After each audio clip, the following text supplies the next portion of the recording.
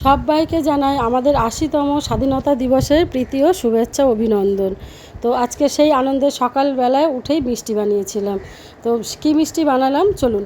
প্রভু জগন্নাথ দেবকে রাত্রেবেলা যে ভোগটা দেওয়া হয় লুনি খুরমা, সেই লুনি খুরমাই আজকে আমি বানিয়েছিলাম।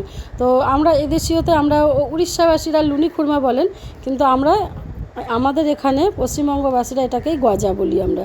তো চলুন গজার শুকনো যে গজা, সেই গজার রেসিপিটা আপনাদের সঙ্গে শেয়ার করি।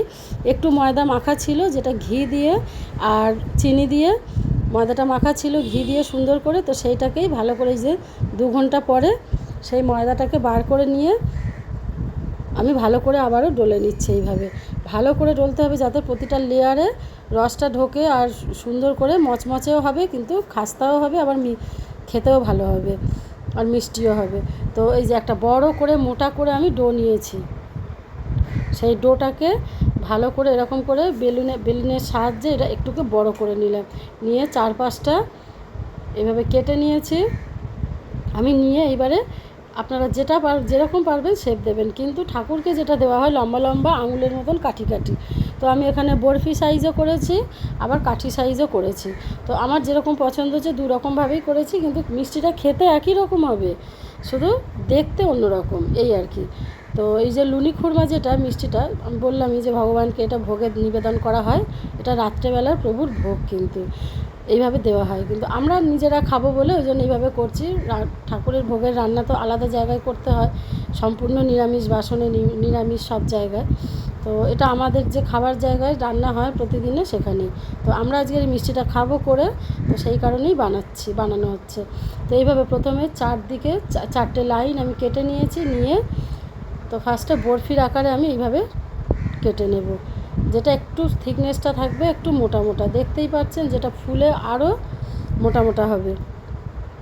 তো এইভাবে সাইডেরগুলো যে ময়দাগুলো যে বাদ দিলাম সেগুলো দিয়ে আবারও তৈরি করব, সেটা কাঠি কাঠি যেটা সেইটা। তো এই দেখুন একদম বরফি সাইজ, আর দেখতে কি সুন্দর হয়েছে। একদম মোটা মোটা থিকনেসটা এরকমই থাকবে, তাহলে জিনিসটা ফুলবে আরও মোটা মোটা হবে। তো হয়ে গেল আমার এরকম বরফির আকারে কাটা, এই যে কেটে নিয়েছি সবগুলো। এরপরে আমি লম্বা লম্বা যে কাঠি কাঠি যে করে রেখেছিলাম সেইভাবে এবার কেটে নেব। এই যেগুলো সাইডের ময়দাগুলো যেগুলো বাদ গেছে মাখাটা, সেইটা দিয়েই করা হয়েছে। তো 2 রকমভাবেই শেপ দিয়েছি আমি, আপনারা চাইলে বিভিন্ন শেপ করতে পারেন। এইবার কড়াই সাদা তেল দিয়ে, তেলটা একদম বেশি গরম হয়নি, সবে একটু গরম হয়েছে, আর দিয়ে দিয়েছি। এটা ঠান্ডা তেলেই কিন্তু দেওয়া হয়, আর তেলে ঠাকুরের ভোগ কখনো তেলে হয় না, সেটা ঘিয়েতেই হয়। আর পুরীতে জগন্নাথ দেবকে যে ভোগ দেওয়া হয় সেটা কিন্তু এটা ঘিয়ে ভেজেই দেওয়া হয়, যেটা ঘিয়ে ভাজায় ওরা ভগবানকে প্রসাদ নিবেদন করে, ভোগ নিবেদন করেন। তো এইভাবে আমরা বাড়িতে খাবো বলে এটা তেল দিয়ে করছি। তো এইভাবে সাদা তেল অনেকটা দিয়েছি, গরম একটু সামান্য গরম হয়েছে, তারপরে খুব যে হিট হয়েছে তা নয়, কিন্তু দিয়েছি। আর এটা ঠান্ডা তেলেই খুব ভালো হয় দিলে। এভাবে একে একে সমস্ত লুনি খুরমা বা গজাগুলোকে আমি দিয়ে নিচ্ছি তেলের মধ্যে, নিয়ে এইভাবে এবার আস্তে আস্তে এটা টাইম বেশ আধ ঘন্টার উপর টাইম লাগবে। আধ ঘন্টা তো লাগবেই ভাজতে, যেহেতু এত মোটা। আর একদম লো ফ্লেমেই এটা ভাজতে হবে, তাহলে এর লেয়ারটা ছাড়বে না। লেয়ার না ছাড়লে কিন্তু এর মধ্যে কোনো রস ঢুকবে না চিনির। তো চিনির শিরাটাও আমি বানিয়ে নেব একটা বাটিতে, ওই যে পাশেই জল দিয়ে বসিয়ে দিয়েছি। আর একটু শিরা আমার আগের করা রয়েছে, আগের দিনে যে মিষ্টি বানিয়েছিলাম ওটার সঙ্গে মিশিয়ে এটা দিয়ে দেবো, অনেকটাই মিষ্টি, শিরাটাও লাগবে। তো এইভাবে আস্তে আস্তে করে খালি নেড়ে দেওয়া। দেখুন কি সুন্দর লেয়ারগুলো আস্তে আস্তে কিন্তু ছাড়ছে, দেখলেই বুঝতে পারবেন। আর বেশ জিনিসটা ফুলে মোটাও হচ্ছে এইভাবে। এর মধ্যে একটুখানি বেকিং সোডা অথবা খাবার সোডা যেটা ব্যবহার করি সেটা দিলেও ভালো হতো, সেটা দিলেও আরও জিনিসটা ফুলতো, কিন্তু আমি দিইনি, কিন্তু তাতেও ফুলেছে, যেহেতু অনেকক্ষণ ধরে মেখে রাখা ছিল সেই কারণে। তো দেখুন কী সুন্দর লেয়ারগুলো আস্তে আস্তে খুলেছে, দেখেছেন আস্তে আস্তে কালার কী সুন্দর চেঞ্জ হচ্ছে। তো আর এদিকে শিরাটাও আমার এই যে রেডি হয়ে গেছে, চিনির শিরাটা। তো আমার ভিডিওগুলো যদি আপনাদের ভালো লাগে, তো তিলোত্তমা ঘরকন্যা চ্যানেলে পেজে, ইউটিউবে তিলোত্তমা ঘরকন্যা চ্যানেল, আর ফেসবুকে তিলোত্তমা ঘরকন্যা পেজ আপনারা ফলো করে রাখবেন আর সাবস্ক্রাইব করে রাখবেন। নতুন নতুন রান্না আমি প্রতিদিন আপলোড করি, 3-4টে করে, আপনারা পারলে সেখান থেকে দেখতে পারেন।